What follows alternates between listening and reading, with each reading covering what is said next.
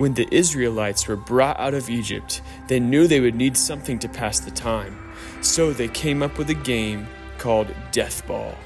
As the games went on, it was clear the Israelites needed some guidance. On Mount Sinai, Moses was given the 10 Commandments. But what few know is that he was also given the coveted 12 Commandments of Deathball.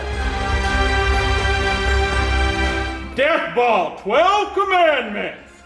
1.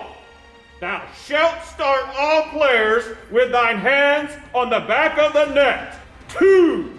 Thou shalt run to the center line to retrieve thine balls at the sound of the whistle. This is the only time thou shalt be allowed to accidentally cross the center line.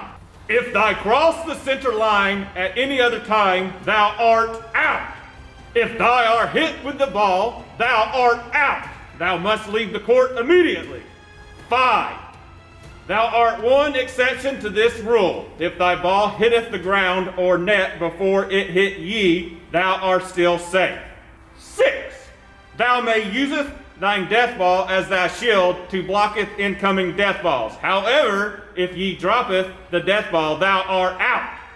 7. If thou catch the ball thrown by thou opponent, they art out. Thou may not catch the ball off thine ground or thy net. 8.